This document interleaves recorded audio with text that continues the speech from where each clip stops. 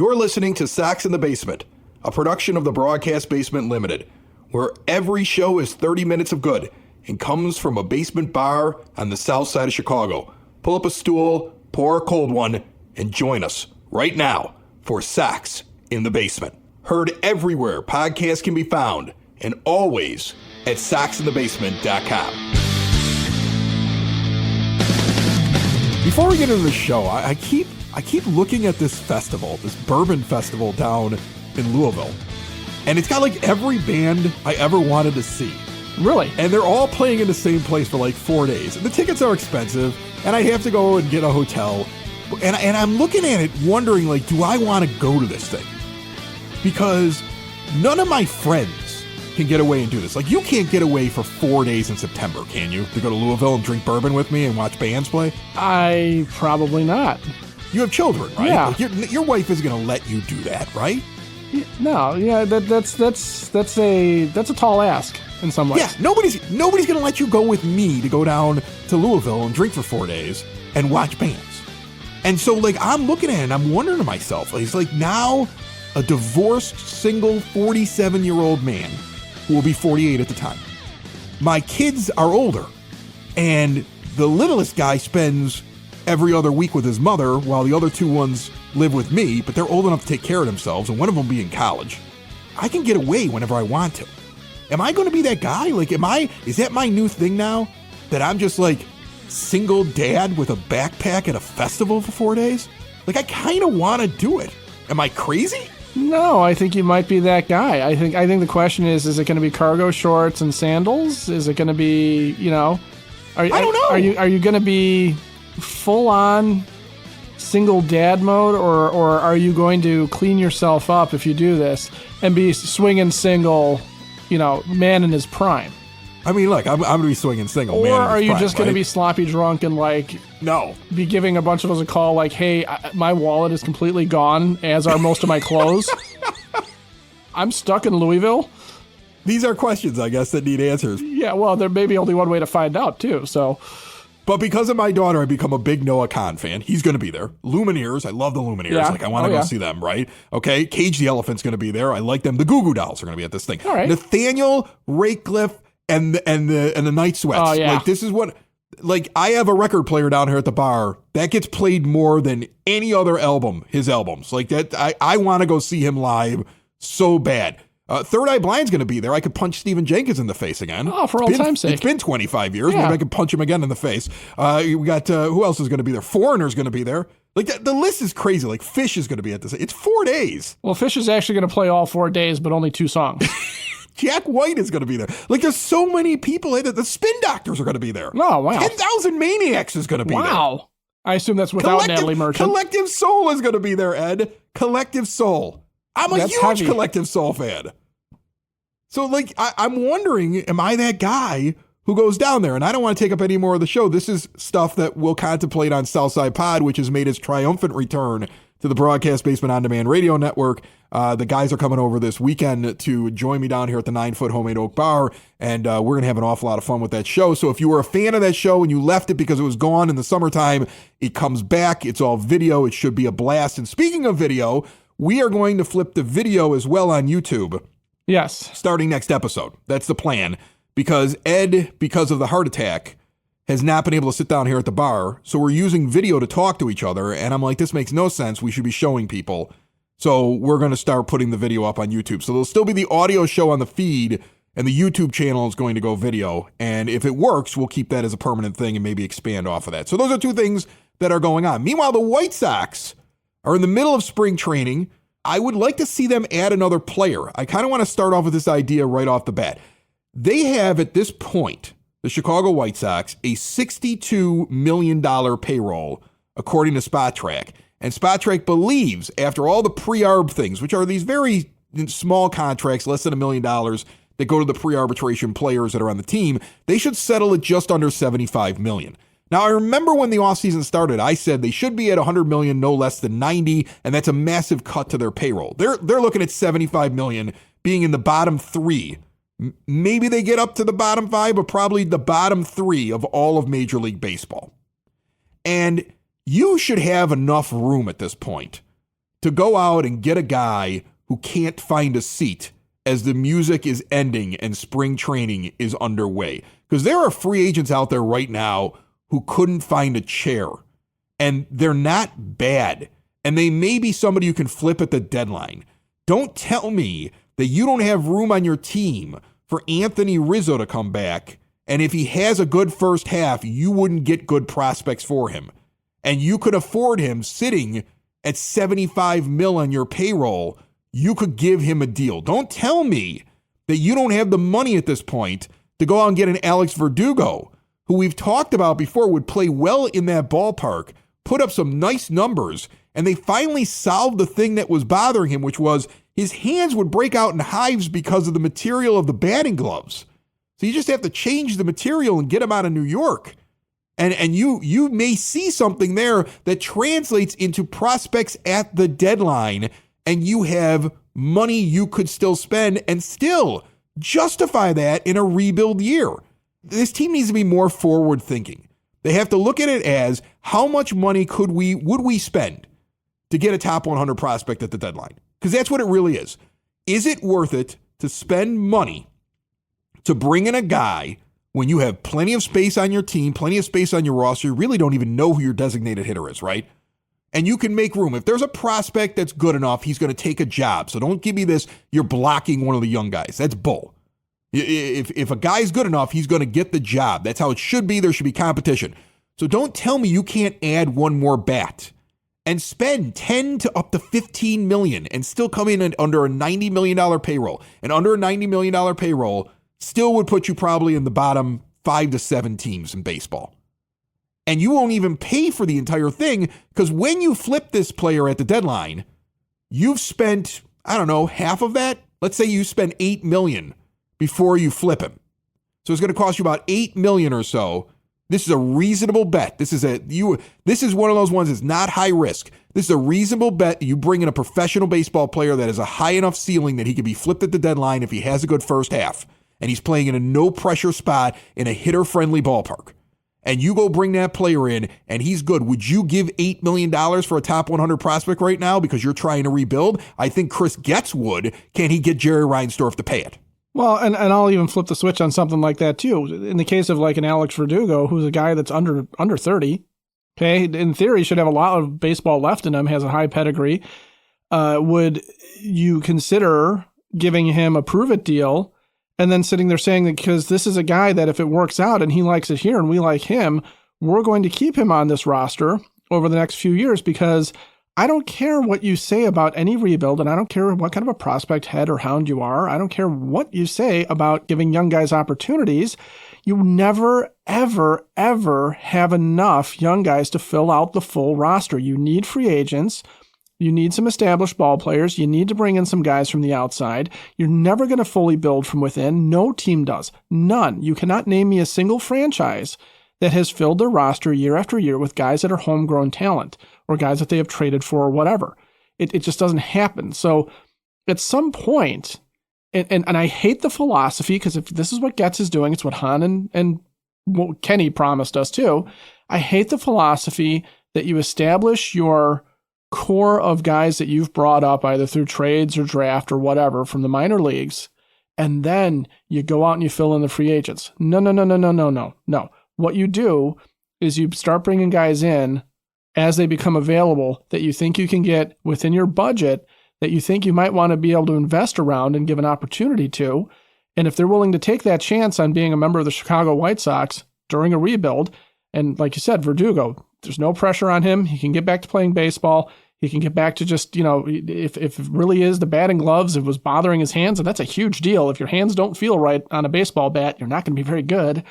But if he becomes a guy that you sit there and you go, hey, we're way more comfortable with him out in left field than we ever were with Andrew Benintendi. Benintendi's contract is movable, okay? You don't have to suck half of Benintendi's contract dry just to get him moved for prospects. He's a guy that a team might look at and go, yeah, you know what? We need some left field help for the next couple of years. We know he's under contract. It's fine.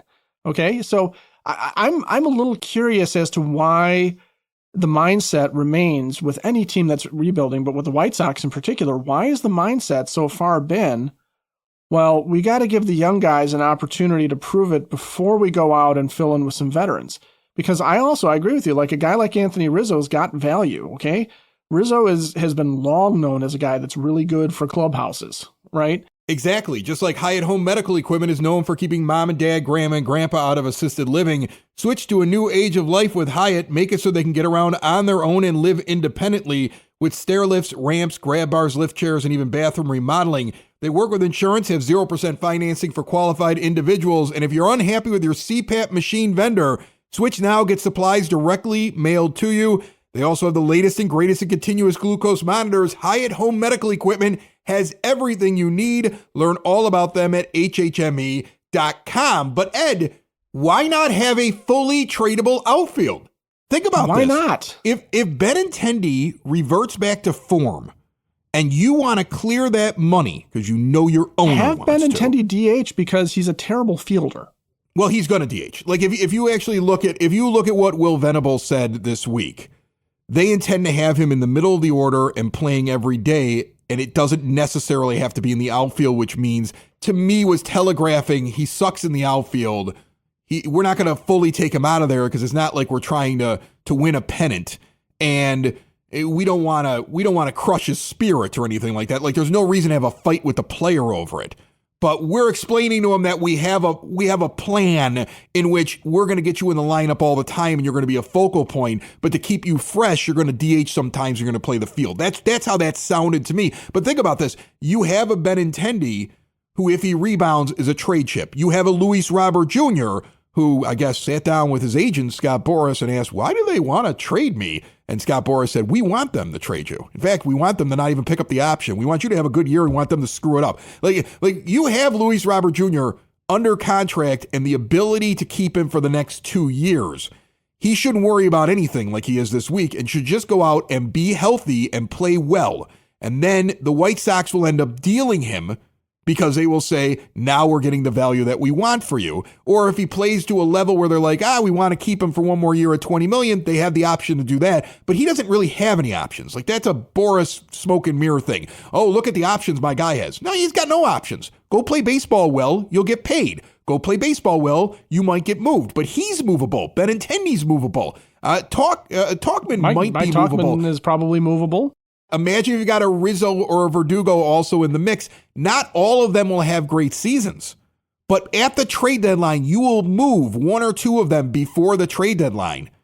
And you're going to get money back on your investment. Hedge your bets a little bit. You've got guys out there that may take a deal now they would have never considered a couple of months ago. And you're essentially paying them money to give yourself a better chance at having top 100 prospects.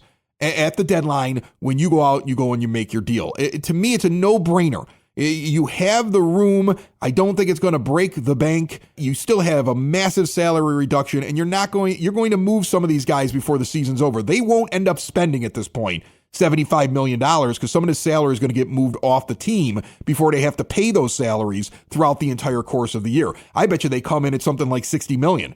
$65 million is all they end up spending on their players this year after guys get moved before the deadline. So you can go out and get another player, bring him in and continue to give yourself more and more capital to get guys during the season to continue to make your rebuild work. And like you said, Verdugo's 29 years old. He's not the guy you have to necessarily go get. I'm not like, you got to go get this guy. He's great. I mean, he's a little bit above replacement level by a couple of wins above replacement. He's an above average OPS most of the time when he's out there. He may hit you 12 to 15 home runs. You know, not everybody likes his personality, but he's a piece. And you may find a guy it's 29 years old who performed better when he wasn't in New York, come to a place like Chicago, figure out the whole batting gloves thing, and you might sit there and say, okay, we moved Benintendi, we moved Robert, we kind of like Verdugo, we're going to actually keep him around. And you're building a team, and you're not really getting in the way of your prospects. It seems like a no-brainer. I just don't know if the owner would get on board or if the front office is even thinking about it. I hope they're thinking about it, Ed. Well, and that's my point is at some point, and I'm not saying it's Alex Verdugo by any stretch of the imagination. I picked on him versus Rizzo because those are the two names you picked. And Whit Merrifield's still out there. Brendan Rodgers is still out there. Like there's a couple of guys that you could probably flip at the deadline. That, I mean, like up until the Cubs got him, Justin Turner was out there. That would have been a guy you could have grabbed and flipped. Right. But some of these guys are old, right? Merrifield, Turner, Rizzo, these are 1-year guys. I don't care who is signing them, contender or non-contender. Verdugo has a chance of sticking around. He gives you more flexibility. Brendan Rodgers is the same kind of a thing. If you're talking about a guy that you might have for 3 or 4 years, okay? I'm not talking about, and that's the other thing too, is we kind of this mindset as White Sox fans that like, you're looking at like, well, you want to keep a guy for like 10, 20 years. I don't know that those days are realistic anymore unless it's like an absolute superstar where you have the kind of team where you're just going to constantly build around that. I mean, it'd be lovely to have Luis Robert Jr. play at a superstar level and be a member of the White Sox for life, like he said, but it's not likely going to happen because it doesn't even seem to be in their plans. No, that's the thing. As a fan, have accepted the idea that the front office thinks this rebuild will take too long to justify spending $20 million a year in the 2 seasons after this one for Luis Robert Jr., and they'd rather get the capital to get younger because they know he won't resign in those years, and they're trying to build long term. I may not necessarily enjoy that or like it or be sure if it's the right plan, but I think that's what they're doing. I'm pretty convinced of that now. Right, but my point is that there's very few players these days that will sit with a team for the lifetime of their major league career. I mean, even Mike Trout, you kind of look at it and you go, okay, he's been an Angel this whole time. Now that he's breaking down, how much longer are the Angels going to keep him around? If they get an I love him opportunity? saying he's moving to right field. I love it. Oh, yeah. It was like Mike Trout looked around and said, this is a clown organization. I'm not hurting myself anymore. Put me in right. Yeah. Put me out there where I don't have to do quite as much. I can watch the dandelions grow. Put me in right field. It's a perfect situation for him. But, there's something to be said here about a balance. And I understand the point of a rebuild. And I'm not underselling the idea that the White Sox have to find superstars from within, and their star players are going to come from good drafting, crafty trades when you're getting prospects, developing these prospects when you get them. That's how you build the stars of your team. If you're not going to go out and buy them, if you're not going to be able to afford Juan Soto when he hits the market. But you also, there's nothing that sits there and says, and I would hope that this is the last off season that this happens. Okay. There's nothing to me that says that the White Sox have to continue to sign leftover scrap heap guys to prove it contracts just to fill out the roster every year. It would be nice to see them sit there and say, okay, here's a reasonably priced, good player, maybe just a replacement level guy, maybe just above replacement level, not a star, fills a need. We have prospects behind him that may or may not pan out. We're not entirely sure, but we want to have this position taken care of because this is a weakness within our organization, and have that sort of self-awareness. I think the outfield is one of those situations, right? As we're talking about building a tradable outfield, part of it is that when you look at what's coming up, we have Oscar Colas, who's probably getting his last chance. Dominic Fletcher, who's probably getting his last chance. Zach DeLoach was already DFA'd, right? We haven't heard from Cespedes since he was hyped. There's not a lot of, it's not like the White Sox have 5 outfielders that are just sitting down at AAA and AA waiting desperately to come up here. We've got some guys that are in the pipeline that might work out, but it's going to be a few years. So why not have at least one outfielder that you're going to sit there and say, we're going to keep for a few years, right? And not have it be a Luis Robert Jr., who, to your point, it is a tough situation to sit there and pay someone $20 million when you're not going to be in a competitive window.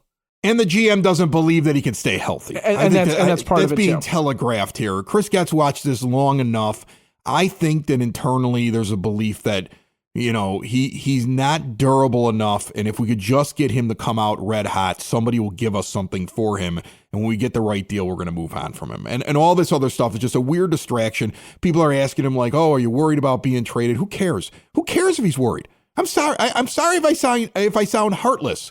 He went out and got a super agent who holds teams up and doesn't sign extensions generally. And he went out and got a super agent who does that, who also tries his hardest to get guys out of option years if he can get more money. Don't act like Luis Robert Jr. is a babe in the woods who doesn't know that getting Scott Boras is a way to get the most amount of money possible for himself. Please. Stop it. Well, he didn't understand why he knows why they're trying to move him. He's not an idiot. Why are we treating him like an idiot? He knows. That's why he went and got that agent. But in the end, it doesn't matter. It doesn't matter what he wants. Doesn't matter what Boras wants. In the end, it's Chris Getz's choice. Unless his owner says, I really don't want this money. You got to get rid of this guy. It's Getz's choice. And if he wants to, he can keep him for 2 more years at $20 million a year after this season. He can get rid of him after the first time that he picks up the option. He can get rid of him after this season, or he can try to move him. But it's his choice. Doesn't matter what Robert thinks. So I always find that really funny when you're asking the question, like, well, what do you think, Luis? He doesn't get a choice.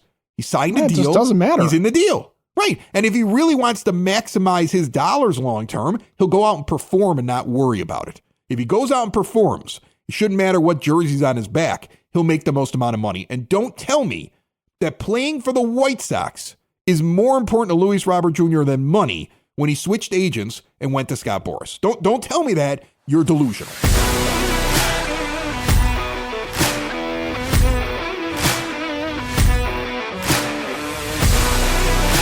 Sox in the Basement listeners trying to make the most of your money. Give a call to Tom Walsh, your Edward Jones financial advisor. Located on the corner of 111th and Kedzie, but serving the Chicagoland area, Tom has a get-to-know-you approach and a do-the-right-thing attitude. He's been doing this for decades. It's all about knowing your options when you're investing and planning for your retirement. No matter what stage you are at, it costs nothing to check in with Tom. Give Tom Walsh, your Edward Jones financial advisor, a call today, 773-779-0023. Edward Jones, member SIPC. I want to ask you real quick, are you going to opening day? Because I want to go. I haven't gotten my tickets yet, and I'm still kind of holding out hope that somebody will reach out to me like, Chris, I listened to the show, and I've got like these really great seats. Do you want to join us? Like, I would just show up and sit with random strangers. Like, I kind of, that'd be the best way to do it, right? I got club tickets, right? I'm in the guaranteed rate club. Do you want to come with I've got and entertain seats, us? And yeah. There's a promotion that's going nowhere. Take Chris and Ed to the game. Not you. Nobody wants both of us. Who wants to give up two? I'm just offering me. I know. I'm saying you'll get the better seats. You'll give me the crappy ones when somebody comes. Right. So what I'm saying is that if nobody does that, says, "Hey, I want to take Chris Lanudo to a game," I'm wondering if you want to go. And I'm looking at ticket prices right now, and it is kind of ridiculous. Like, I mean, you can get, if you go up to the window, because I did this last year, and you pay in cash day of the game, you can buy that upper corner or the upper deck for like $7. Right. I did it. And you don't have to pay the Ticketmaster fees or anything else like that. And I keep wondering, could I walk up and save on the fees on opening day? Because there are a ton of seats available for opening day. A ton of them. I mean, most sections have seats available as I look at Ticketmaster right now for opening day. It's insane. And the prices are weird because that worst seat that I was talking about is actually $26 right now on Ticketmaster before the fees to sit up in the upper corner, which is crazy. Like, if you stay in the upper deck, $32 seats as you get closer to being behind home plate. All right. And then you go down to the lower level, you're down the line, like way down the line where the outfield is, $75. If you're back around home plate, $88 a ticket right now. If you go out in the outfield, this is way overpriced. Like, even the obscured view right next to the fan deck, $65 is the lowest ticket price. Wow. Like, you actually lose things that are on the warning track on the other side of that. So the outfield's really overpriced. Like the 108, $58 a ticket to sit in the 108 behind a foul pole. So the pricing's weird. Like, to me, I'm going upper tank and walking around the ballpark on opening day. You know what I'm saying? Like, I'm enjoying the sights and the sounds. And I might even get to the bar halfway through it when it becomes a blowout or it gets out of hand. You know, again, you watch baseball differently when your team has no chance. Well, yeah, that goes back to sort of the "it's better at the ballpark" slogan from last year. Really had nothing to do with watching baseball. It really just was like, hey, we have food and it's outside. But I decided this year I don't want to do any events. Like, I don't. No, like in previous years we do something down there. I kind of want to roam. Like, I might even bring out the camera and the microphone, but I kind of want to roam. I kind of want to go to some of the tailgates. I kind of want to stop into some of the spots around there. I definitely stop over at Cork and Carry. I could see myself wanting to just soak in the entire thing, but not really worry about the price of my seat. You know, like not really worry about the location of my seat because I'm just going to get a cheap ticket. Like, that's kind of how I'm looking at opening day right now. It's kind of just walk into the ballpark and see what's what. I mean, the idea that you're going to sit in your seat and be glued to it for 9 innings when you know your team is not going to be terribly competitive is just, it's not why you go to the game anymore. Now it becomes a social event. Now it becomes a, check out what's new at the park when it's opening day. Right. There are people going because they don't want to break their streak of going to opening day. Yeah, which makes sense. I honestly, stuff like that, you get to that. And if you sit there and you say, hey, I've got a 20-year streak going, sometimes you look at that and you go, I don't know if I got 20 more years to do another streak like that. So. And then I was also looking at the $125 like pass thing. Right. And which, I got to be honest with you, it's only 27 games, but they do this thing like all March, April, and May home games. Like March is like the last couple days of March. I find that really funny. Yes, all like March home games, both of them. but for $125, I was sitting there thinking to myself, like, well, you do get opening day. Yeah, right. That's true. And I just said that the cheapest ticket on opening day is $26. So I'm paying $99 if they give me the one that's up in the corner. I'm paying $99 the rest of the way for the rest of the games, for the other 26 games. So then I was sitting there thinking to myself, like, okay, well, what do I get out of it, right? Like, I was like, what promotions am I getting out of it? All right, so let's see if this thing is valuable. Okay. Because I'm curious what you think. So you get opening day, and the first 20,000 fans are getting a plush blanket for the 125th anniversary of the White Sox. Okay. Right? And then the next day game, which you're definitely going to if you have this pass, right? A 1907 replica jersey. Like, yes. Right there. Okay, there you go. Like, I dig it. That's a good giveaway. I'm going to skip all the family Sundays and the things like that and just kind of like, let's find the next thing. April 12th, I'm getting the Red Sox, and I'm getting a 1920 jersey hoodie. I don't know about that. It's weird looking. Like at least the little cartoon thing on the website, it looks like a jersey, but the hoodie part of it, from where the sleeve would end on the jersey down to where your wrist is, that's a blue hoodie. And then there's a blue hoodie that pops out of it. That could look cool and that could look really dumb and you never wear it. Like, I honestly don't know. Yeah. I don't know. Yeah, I see what you're saying. And yeah. So I'm already into May, and those are the only promotions I'm really getting. Like, I'm getting Dog Day if I like to bring my dog out. But that's it. Like, those are the only promotions. There's a firework game on May 2nd. The Dick Allen bobblehead is May 3rd. Now that one's cool. Yeah. Even though we said this, they should have had a heater in his mouth, and it's only for the first 15,000 fans. So you're going that day to stand in line for 3 hours in the hopes that they put the right amount of boxes at the door for you. Because I've done that before. Like, you go for a promotion, you walk up, and it turns out gate 3 just didn't have enough boxes, but they're still giving them away at gate 2 for an hour.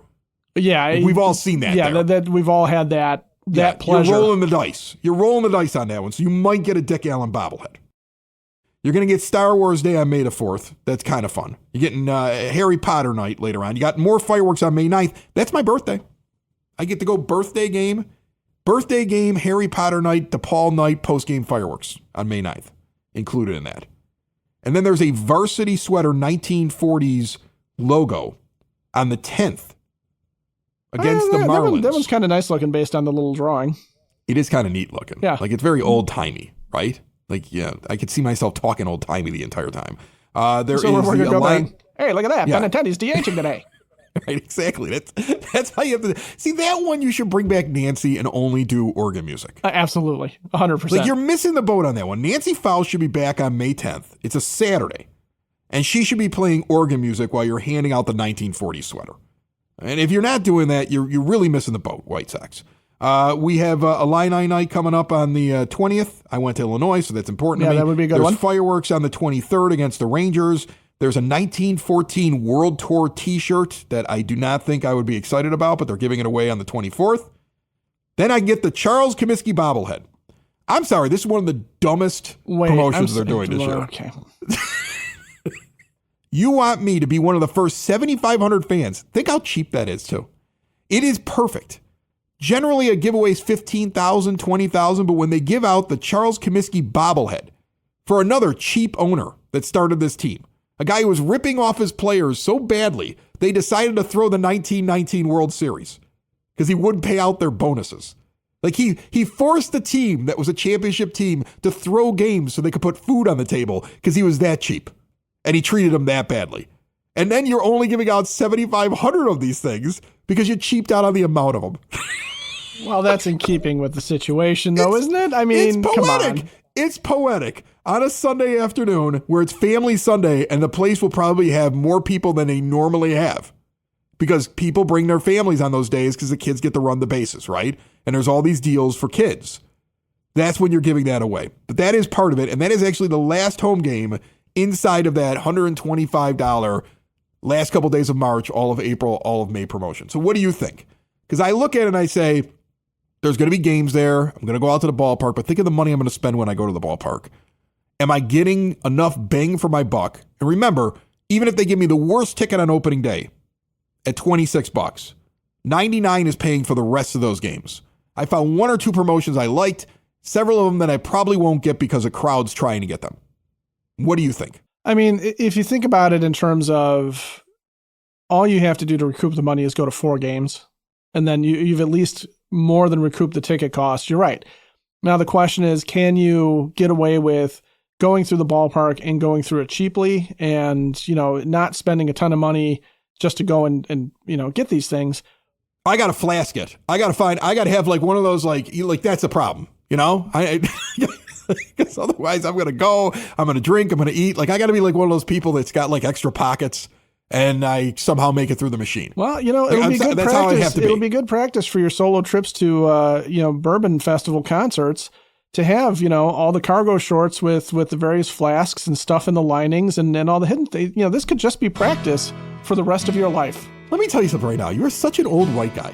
Like, I'm not wearing cargo shorts till it gets warm. Like, most of my shorts aren't cargo shorts. You're like, oh, end of March, total cargo short weather. No, it's not. I know, you just put them under the jeans so that you have the extra pockets inside. Only old fat white guys wear cargo shorts at that point of the season. And I've lost a lot of weight, so I'm not one of those guys anymore. Socks in the basement.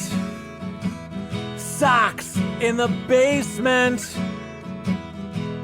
Socks in the basement. Socks in the Basement. Heard everywhere podcasts can be found and always on socksinthebasement.com.